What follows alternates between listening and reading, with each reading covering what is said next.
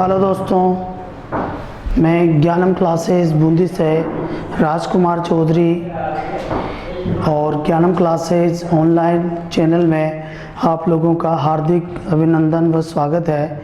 आज हम बात कर रहे हैं राजस्थान की लोक देवियों के बारे में। किसके बारे में कर रहे हैं भाई? राजस्थान की लोक देवियों के बारे में कर रहे हैं। और लोक देवियाँ पढ़ने से पहले आप लोग ज्ञानम क्लासेस ऑनलाइन बूंदी के चैनल को सब्सक्राइब करें, लाइक करें तथा बेल आइकन को दबा दें। आज हम पढ़ रहे हैं राजस्थान की लोक देवियों के बारे में। किसके बारे में?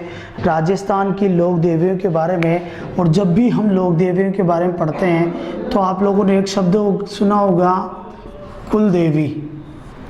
एक शब्द सुना होगा कुल देवी, और एक शब्द सुना होगा इष्ट देवी। कुल देवी और इष्ट देवी। जो कुल देवी होती है, कुल देवी का अर्थ होता है जो कुल परिवार में जन्म लेकर मृत्यु उपरांत जो माता बन जाती है, और जिसकी कुल में जिस महिला की मृत्यु होती है और वह महिला जब माता बन जाती है तो वो उस कुल की देवी कहलाती है। क्या कहलाती है?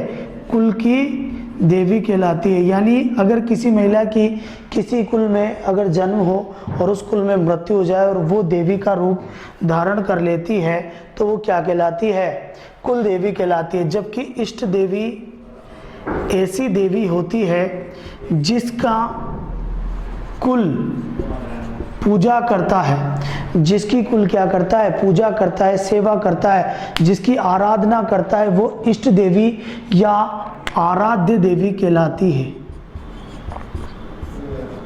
जिसकी पूजा की जाती है, जिसकी आराधना की जाती है, वो कुल देवी, वो आराध्य देवी कहलाती है।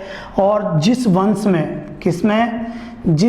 में अगर किसी महिला की मृत्यु हो जाती है या कोई देवी की मृत्यु हो जाती है और वो देवी अगर माता बन जाती है, माता का रूप धारण कर लेती है, तपस्या करने के बाद माता का रूप धारण कर लेती है, तो फिर वो उस वंश की, उस जाति की कुल देवी कहलाती है। क्या कहलाती है? कुल देवी कहलाती है। तो वंश की कुल देवी तो वंश से संबंधित होती है, जाति की कुल देवी जातियों से संबंधित होती है। जिस वंश या जाति में जन्म लेती है वही उस वंश या जाति की कुल देवी कहलाती है। जबकि इष्ट देवी जिसकी पूजा की जाती है, जिससे आराधना की जाती है, जिसकी आराधना की जाती है, वो इष्ट देवी या कुल देवी कहलाती है। ठीक है, अब हम बात करते हैं राजस्थान की लोक देवियों के बारे में। और सबसे पहले हम पढ़ेंगे करणी माता के बारे में। किसके बारे में पढ़ेंगे भाई? करणी माता के बारे में पढ़ेंगे। किसके बारे में पढ़ेंगे? करणी माता के बारे में। आप लोगों को पता होगा करणी माता का जो जन्म था, करणी माता का जन्म 1444 विक्रमी संवत में हुआ था। कब हुआ था? 1444 विक्रमी संवत में हुआ था।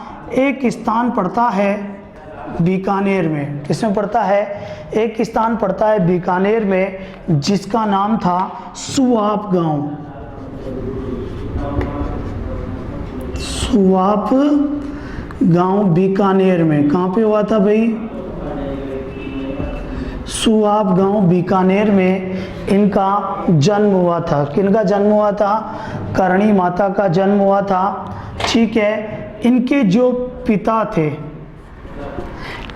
पिता थे और इनके पिता का नाम था मेहाजी चारण। यानी ये चारण जाति की थी। किसकी थी? कौन सी जाति की थी ये? चारण जाति में इनका जन्म हुआ था। करणी जी का जन्म, करणी माता का जन्म कौन से जाति में हुआ था? चारण जाति में। तो पिता कौन थे? महा थी। इनकी जो माता थी, इनकी जो माता का नाम था वो देवल बाई है। इनकी माता का नाम क्या है? देवल बाई। जो करणी जी है, करणी जी के लिए पूछ लिया जाता है कि इनके बचपन का नाम क्या था? बचपन का नाम। इनके बचपन का नाम क्या था? तो इनके बचपन का नाम रिद्धुबाई या रिद्धिबाई था।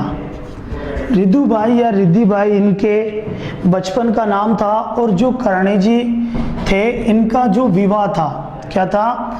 इनका विवाह, करणी माता का जो विवाह हुआ था, वो विवाह हुआ था देपाजी पीठू से। किससे हुआ था? देपाजी बिट्ठू से हुआ था, जो साठी गांव बीकानेर के थे। कहाँ के थे? साठी गांव बीकानेर के थे। और देपाजी बिट्ठू से इनका विवाह हुआ था करणी माता का। इसीलिए इनके जो वंशज होते हैं, इनके जो वंशज होते हैं वो देपावत ही कहलाते हैं। क्या कहलाते हैं? इनके वंशज भी क्या कहलाते हैं? देपावत ही कहलाते हैं। इनके वंशज भी क्या कहलाते हैं भाई? देपावत ही कहलाते हैं। पहले बात कर लेते हैं इनके उपनामों के बारे में। किसके बारे में बात कर लेते हैं? इनके उपनामों को देख लेते हैं, फिर उसके बाद चलेंगे आगे इनके उपनाम। तो जो करणी माता है, क्या है?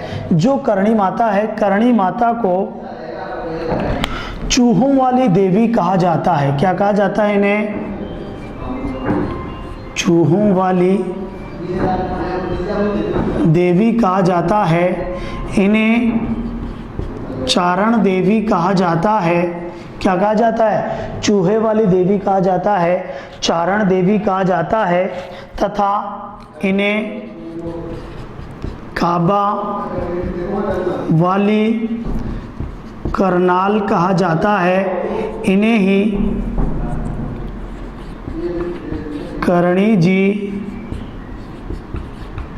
महाराज भी कहा जाता है। क्या कहा जाता है इन्हें? चूहों की देवी कहा जाता है, चारण देवी कहा जाता है, काबा वाली देवी कहा जाता है। ठीक है, करणी जी महाराज इन्हें कहा जाता है। क्या कहा जाता है? करणी जी महाराज कहा जाता है। जो करणी माता थी, क्या थी? करणी माता। बात समझना, ये करणी माता मेहा जी चारण के घर इन्होंने जन्म लिया था, देवल बाई के घर लिया था। जो करणी माता थी, ये बचपन से ही चमत्कारी थी और बचपन से ही सिद्ध चमत्कारों का पर्चा दे रहे थे।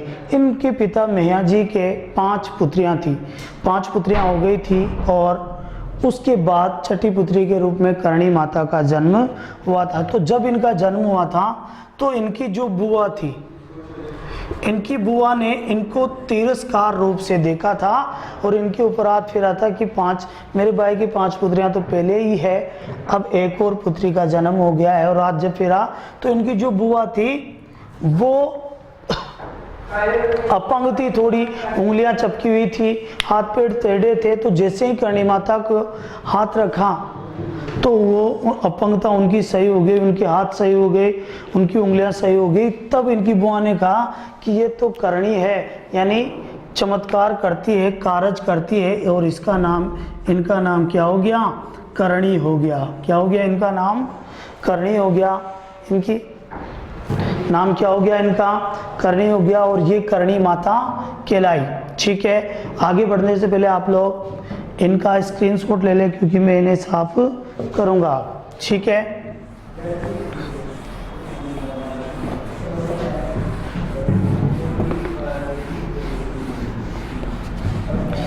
बात कर रहे थे करणी माता की। किसकी कर रहे थे? करणी माता की कर रहे थे। किसकी कर रहे थे भाई?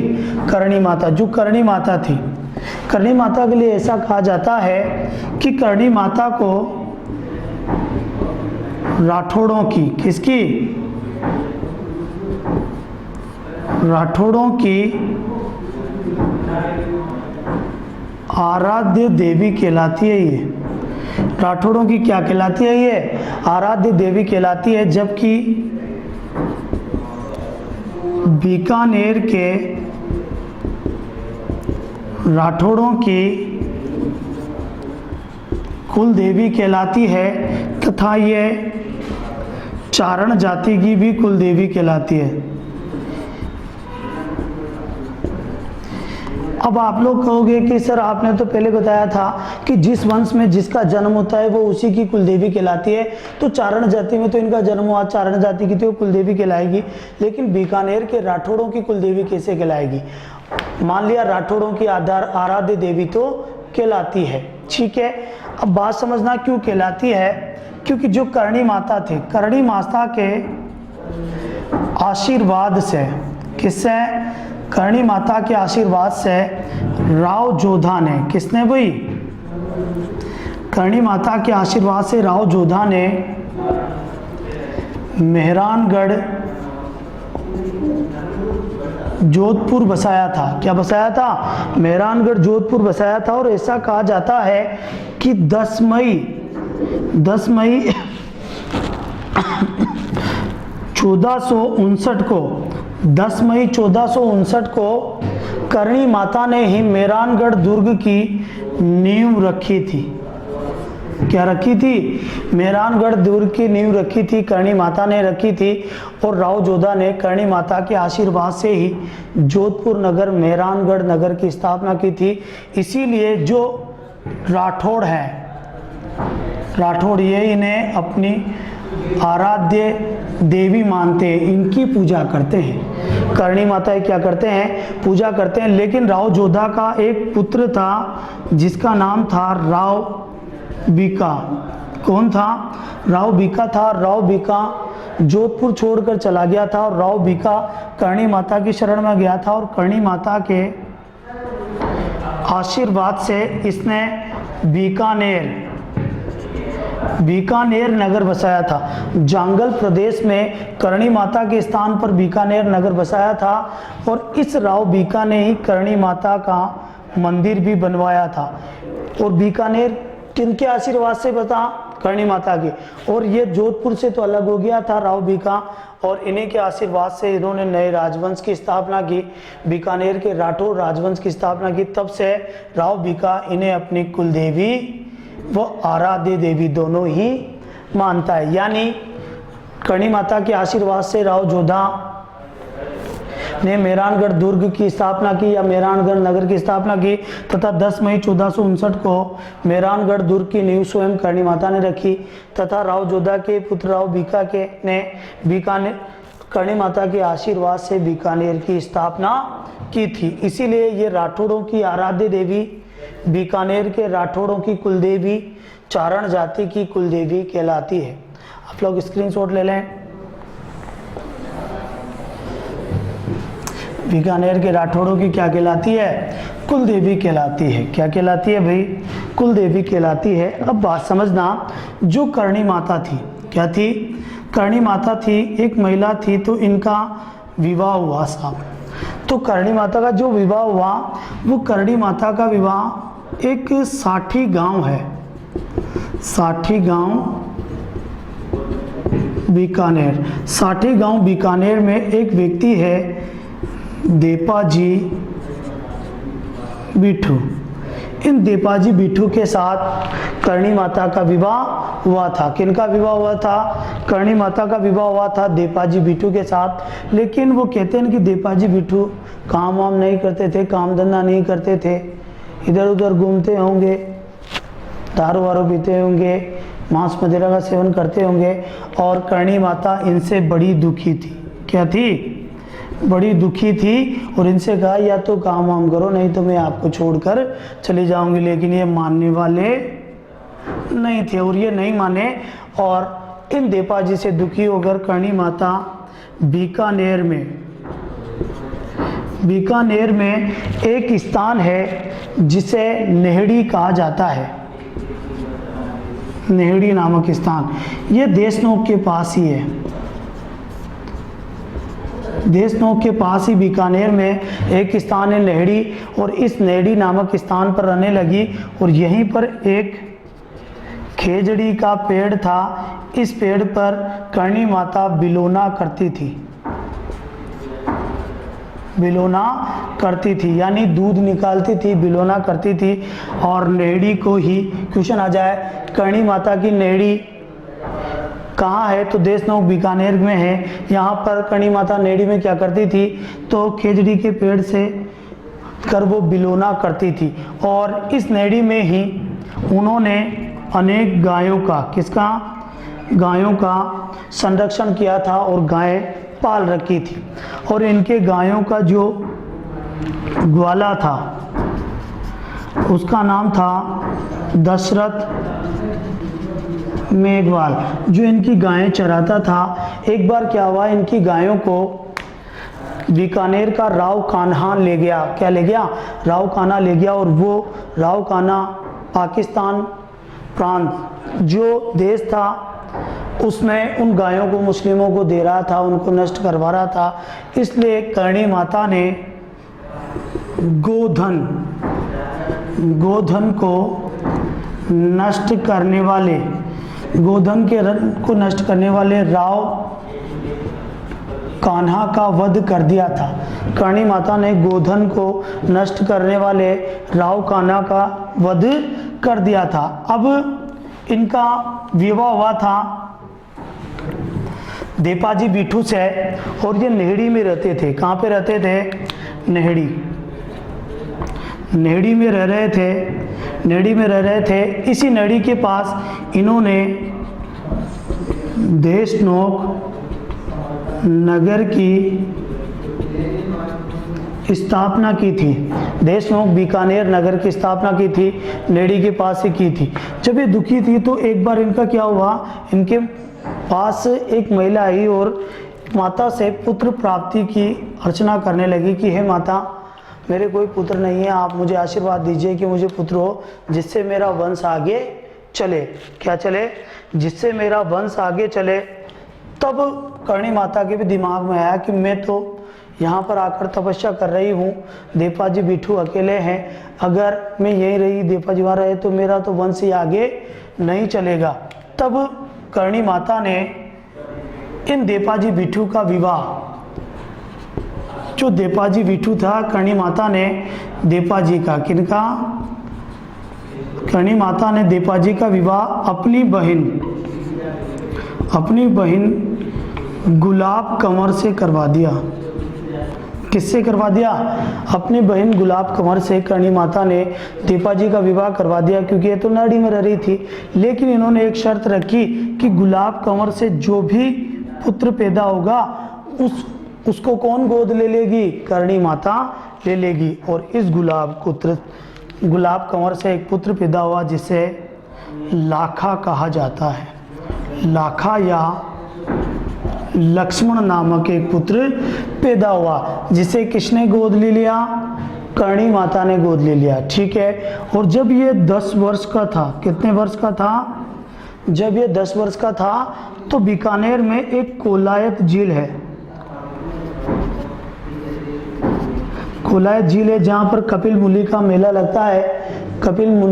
लगता है। उस कोलायत झील में डूबने से लाखा या लक्ष्मण की क्या हो गई? मृत्यु हो गई। क्या हो गई? मृत्यु हो गई। अब करणी माता से गुलाब कंवर ने कहा कि मैंने अपना एक पुत्र आपको दे दिया, लेकिन आप उसे भी जीवित नहीं रह सकी, अब मैं दूसरा पुत्र नहीं दूंगी। तब करणी माता को गुस्सा आया और अपनी पूरी शक्तियों से इस लाखा या लक्ष्मण को जीवित कर दिया। क्या कर दिया? जीवित कर दिया। और जैसे जीवित किया तो यमराज माता के पास आए और माता से कहा कि ये काम आपने अच्छा नहीं किया माता, ये सृष्टि के नियमों के खिलाफ है, आप इसे तुरंत मृत कीजिए ताकि मैं इसे यमलोक ले जा सकूं। लेकिन करणी माता ने ऐसा नहीं किया कि मेरा पुत्र तो जीवित ही रहेगा, तेरे में क्षमता है, शक्ति है, तो इसे मारकर ले जा। यमराज नहीं मार सका। तब यमराज ने कहा कि या तो इसे मार दो, मैं इसे लेके जाऊंगा, अन्यथा आपके किसी भी वंशज को मैं यमलोक में नहीं आने दूंगा। तब करणी माता ने कहा था कि मत आने देना, मैं अपने वंशजों को अपने पास ही रखूंगी। तभी से कहा जाता है जो करणी माता के मंदिर में जो चूहे हैं वही चूहे इन करणी माता के वंशज है, क्योंकि उन्हें यमराज नहीं लेके जाते और वो जितने भी इनके वंशज समाप्त होते हैं, मरते हैं, वो सब चूहे बनकर करणी माता के मंदिर में चले जाते हैं। ठीक है, माता के मंदिर में चले जाते हैं। अब बात करते हैं जो करणी माता थी, करणी माता थी, करणी माता ने किसने, करणी माता ने 150 वर्ष की अवस्था में, 150 वर्ष की अवस्था में जब वो थी, उस समय बीकानेर की धिनेक तलाई नामक स्थान पर देवगमन किया था और समाधि धारण कर ली थी। क्यों कर ली थी? क्योंकि कारण ये था कि एक राज्य था, एक तो था बीकानेर और उसी के पास एक राज्य था जैसलमेर। इन दोनों राज्यों के मध्य लड़ाई थी आपस में, ये इस पे आक्रमण करता था, ये इस पे आक्रमण करता था। तब इन दोनों के पास, इन दोनों की सीमा पर एक गांव है जिसका नाम है धिनेक। धिनेक, क्या नाम है? धिनेक तलाई। इस धिनेक तलाई नामक स्थान पर माता ने समाधि ली थी, माता ने समाधि ली थी, यानी महाप्रयाग किया था। क्या किया था? महाप्रयाग किया था। क्या किया था? और इस स्थान पे क्या था, इसीलिए बीकानेर और जैसलमेर जो थे उनकी लड़ाई समाप्त हो गई थी। अब बात समझना, जो माता का प्रमुख मंदिर है, क्या है? माता का जो प्रमुख मंदिर है, ये मंदिर जो माता का प्रमुख मंदिर है, माता का जो करणी माता का प्रमुख मंदिर है, वो कहाँ पे बना हुआ है? देशनोक बीकानेर में बना हुआ है। देशनोक बीकानेर में माता जी का प्रमुख मंदिर बना हुआ है। किसका बना हुआ है? माता का प्रमुख मंदिर देशनोक बीकानेर में बना हुआ है। ठीक है, मंदिर ऐसा बना हुआ है।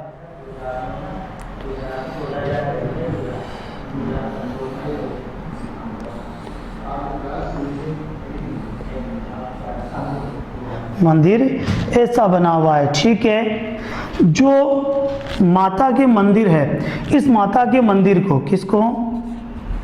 मंदिर को, जो माता का मंदिर है, इस मंदिर को मठ कहा जाता है। करणी माता के मंदिर को क्या कहा जाता है? मठ कहा जाता है। और इस मंदिर में, इस मंदिर में माता की मूर्ति है। क्या है? माता की मूर्ति है। बात समझना, इस मंदिर में, इस मंदिर में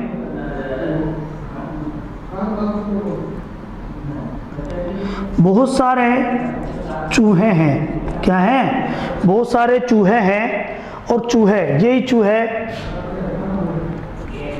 जिन्हें चारण अपना पूर्वज मानते हैं। माता के मंदिर में बहुत सारे चूहे हैं जिन्हें चारण अपना पूर्वज मानते हैं। और करणी माता के वंशज क्या कहलाते हैं? देपावत कहलाते हैं। क्या कहलाते हैं? देपावत कहलाते हैं। मंदिर में जो चूहे हैं वो चूहे चारण जाति, इन्हें अपना पूर्वज मानते हैं। इस मंदिर में एक सफेद चूहा है। मंदिर में बहुत सारे काले चूहे तो मिलेंगे, लेकिन कभी कभी किसी व्यक्ति को यहाँ पर सफ़ेद चूहे भी दिखाई देते हैं। और जो मंदिर में सफ़ेद चूहे हैं, इस मंदिर में, करणी माता के मंदिर में जो सफ़ेद चूहे हैं, उन्हें काबा कहा जाता है। क्या कहा जाता है? काबा कहा जाता है। क्या कहा जाता है भाई? काबा कहा जाता है। क्या कहा जाता है? काबा कहा जाता है। ठीक है, काबा का दर्शन मंदिर में बहुत शुभ माना जाता है। जो सफ़ेद चूहे हैं उन्हें काबा कहा जाता है। यानी करणी माता के मंदिर में सफ़ेद चूहे भी दिखाई देते हैं। लेकिन क्वेश्चन आ जाता है कि पूर्ण रूप से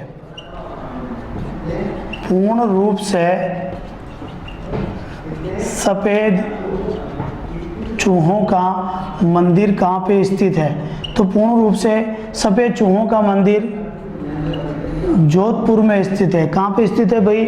जोधपुर में पूर्ण रूप से स्थित सफ़ेद चूहों का मंदिर है। ठीक है, मंदिर में जो मेला लगता है, करणी माता के मंदिर में मेला 2 बार लगता है। एक लगता है चैत्र नवरात्रों में, एक लगता है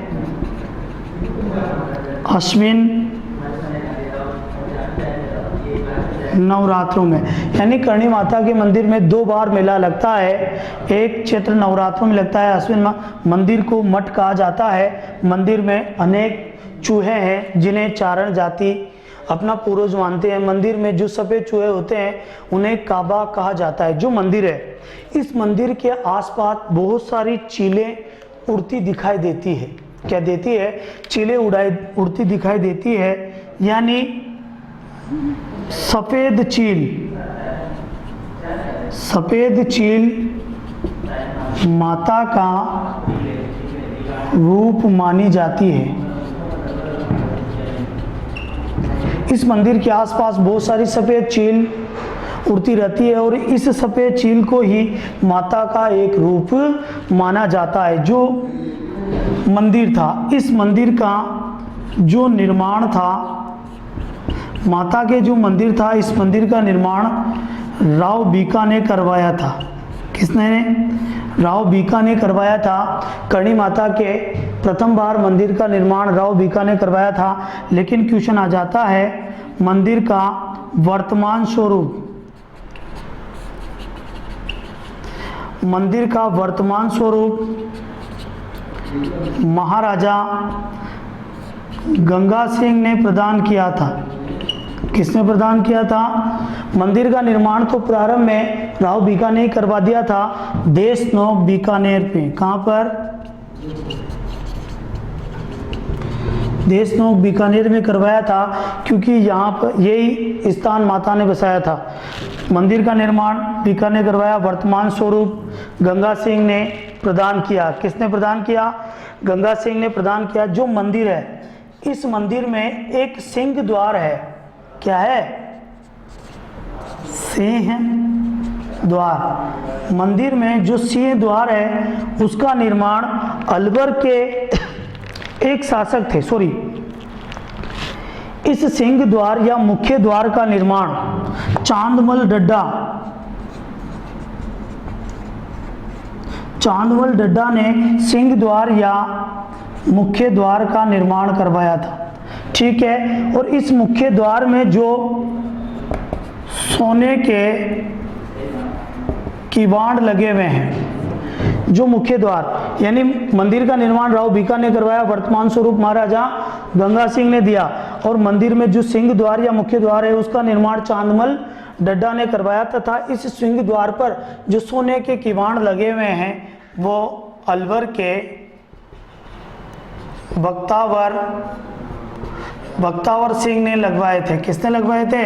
अलवर के बख्तावर सिंह ने मंदिर में सोने के किवाड़ लगवाए थे। किसके किवाड़ लगवाए थे भाई? सोने के किवाड़ लगवाए थे। बात समझना, जो मंदिर है, मंदिर के पास ही जो इनका ग्वाला था, इनका जो ग्वाला था जिसका नाम था दशरथ मेघवाल,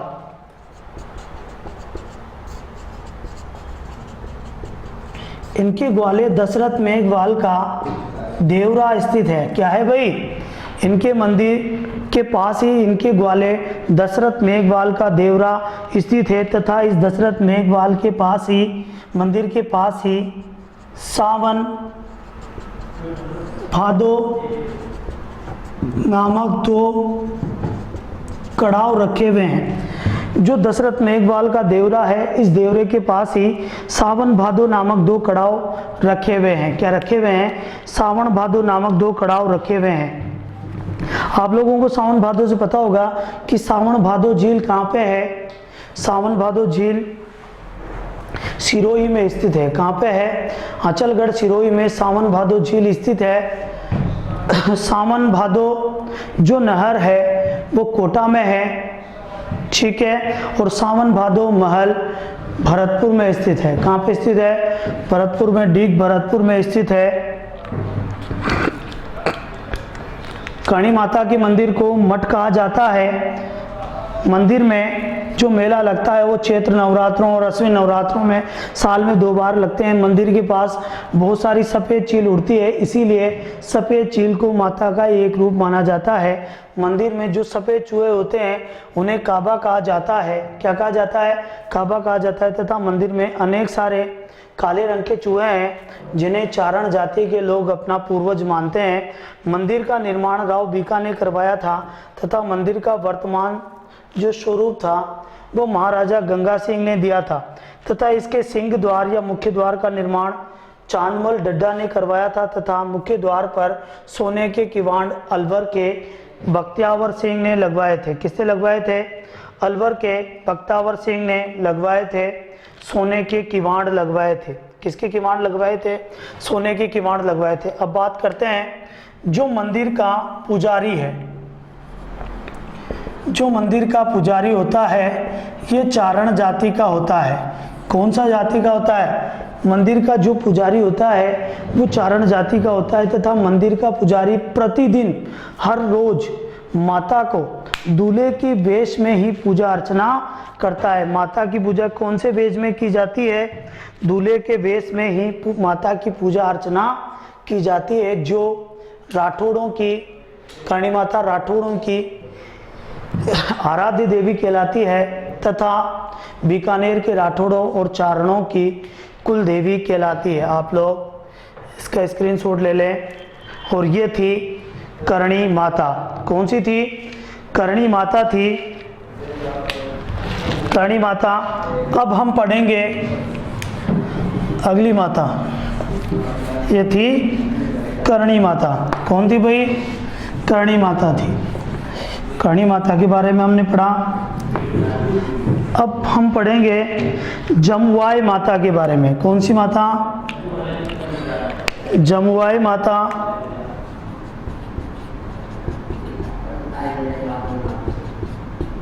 जमुआई माता, ठीक है। कौन सी माता? जमुआई माता। स्थान है जमुआ रामगढ़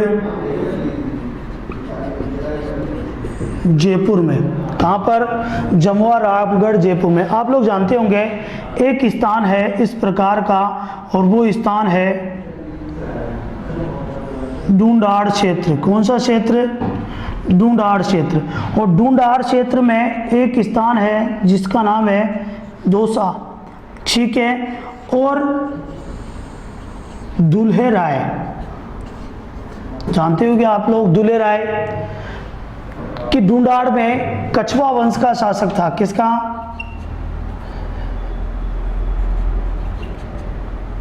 कछवा वंश का शासक था। और कछवा वंश की स्थापना दुल्हे राय ने दौसा में गुर्जरों को पराजित करके की थी, ठीक है। यही दुल्हे राय ढोला के नाम से जाना जाता है। किसके नाम से जाना जाता है? ढोला के नाम से जाना जाता है। आप लोगों ने प्रसिद्ध कहानी सुनी होगी ढोला मारू की। किसकी? ढोला मारू की। और इस दुल्हे राय ने, जो दुल्हे राय ने दौसा में गुर्जरों को पराजित कर दौसा को ढूंढाड़ यानी कछवा वंश की प्रथम राजधानी बनाया था। क्या बनाया था? प्रथम राजधानी बनाया था। तथा इस दुल्हे राय ने ही माची को जीत लिया था। किसको जीत लिया था? माची को। और दूसरी राजधानी कौन सी बनाया था? मांची को बनाया था। अब बात समझना, कछवा जो वंश है ये भगवान राम के पुत्र कुश की संतान माने जाते हैं। किसकी? कुश की संतान माने जाते हैं कछवा वंश, इसीलिए यह वंश कछावा कहलाया था। और स्थापना की थी ढूंढाड़ क्षेत्र में दौसा को जीतकर दुल्हे राय ने, जिसे ढोला कहा जाता है। इसी का एक नाम है तेजकरण। आप लोगों ने प्रसिद्ध कहानी सुनी होगी ढोला और मारू की कहानी, ठीक है। और ढोला का विवाह जो हुआ था ये मारुत पुष्कर की राजकुमारी थी, जिसे मारू भी कहा जाता है। क्या कहा जाता है? जिसे मारू भी कहा जाता है। जिसे क्या कहा जाता है भाई? मारू भी कहा जाता है, ठीक है। और इस दुल्हे राय और मारू की, जो दुल्हे राय था वो कछवा वंश से संबंधित था और कछवा वंश कुश की संतान माने जाते हैं। और कुश के जो इनके आदि पुरुष मूल पुरुष है वो राम है। इसीलिए इस दुल्हे राय ने इस माची का नाम बदलकर रामगढ़ रख दिया था। क्या रख दिया था? रामगढ़ रख दिया था। माची का नाम बदलकर क्या रख दिया था? रामगढ़ रख दिया था। और इस दुल्हे राय और इस मारुत यानी ढोला और मारू जो थे, इनके एक पुत्री का जन्म हुआ था जिसका नाम था बुडवाय। क्या नाम था इनकी पुत्री? बुडवाय था। ढोला और मारुत की जो पुत्री हुई थी बुडवाय, और बुडवाय जो थी, इस बुडवाय का बचपन में ही देहांत हो गया था। ठीक है, एक क्वेश्चन आ रहा है 2nd ग्रेड में, एक बार क्वेश्चन आया था कि विवाह के समय ढोला की उम्र कितनी थी? जो ढोला मारू प्रेम कथा है, इसमें विवाह के समय ढोला की उम्र 3 वर्ष थी। कितनी वर्ष थी? 3 वर्ष थी। और मारुत, जो मारू थी, ये पुष्कर की राजकुमारी थी। ठीक है, और बुडवाई जो पुत्री थी दुले राय और मारू की, इनका बचपन में मृत्यु हो जाती है और ये माता बन जाती है, और ये माता कहलाती है जमुवाय माता। किसके नाम से पूजी जाती है? ये जमुवाय माता के नाम से पूजी जाती है। माची में एक बार दुश्मनों ने आक्रमण कर लिया था और दुले राय उनसे गिरा हुआ था रात को, तब जमुवाय माता इसे दर्शन देती है और कहती है कि मैं तुम्हारी कुलदेवी हूँ, तेरी ही पुत्री हूँ, तू इस युद्ध को जीत जाएगा और जीतने के बाद मुझे कुलदेवी के रूप में पूजना और मेरा मंदिर यहाँ पर बनवाना। और जीतने के बाद इस रामगढ़ में ही जमुवाई माता का मंदिर बनवाया था। किसने? दुले राय ने बनवाया था। किसने? दुले राय ने बनवाया था, बोझ यानी ढोला ने बनवाया था। और रामगढ़ में मंदिर बनवाया था और जमुआ माता का मंदिर बनवा था। इस जमुआ माता के मंदिर बनवाने के कारण ये जमुआ रामगढ़ कहलाता है। क्या कहलाता है? ये जमुआ रामगढ़ कहलाता है। और कछवा वंश में बुडवाई के नाम से जमुआ माता का जन्म हुआ था, इसीलिए ये कछवा वंश की क्या कहलाती है? कुल देवी कहलाती है। क्या कहलाती है? कछवा वंश की कुल देवी कहलाती है। अब बात करते हैं जमुआई माता के बारे में। किसके बारे में? जमुआई माता के बारे में। तो इनका जो प्रमुख मंदिर है, क्या है? जमुआई माता का जो प्रमुख मंदिर है वो कहाँ है? जमुआ रामगढ़ जयपुर में है। कहाँ पे है? जमुआ रामगढ़ जयपुर में है। और जो जमुआ रामगढ़ है, जमुआ रामगढ़ में प्राचीन काल में, किसमें? यहाँ पर प्राचीन काल में गुलाब की खेती होती थी। क्या होती थी? गुलाब की खेती। और अभी गुलाब की खेती के लिए कौन सा स्थान प्रसिद्ध है? पुष्कर प्रसिद्ध है। गुलाब की खेती वर्तमान में सर्वाधिक कहाँ पे होती है? पुष्कर में होती है। और प्राचीन काल में जमुआ रामगढ़ में गुलाब की खेती होती थी, इसीलिए इस स्थान को ढूंढाड़ का पुष्कर कहा जाता है। क्या कहा जाता है इसे? जमुआ रामगढ़ को प्राचीन काल में ढूंढाड़ का पुष्कर कहा जाता था। क्या कहा जाता था? ढूंढाड़ का पुष्कर कहा जाता था। अब बात करते हैं ये कछवा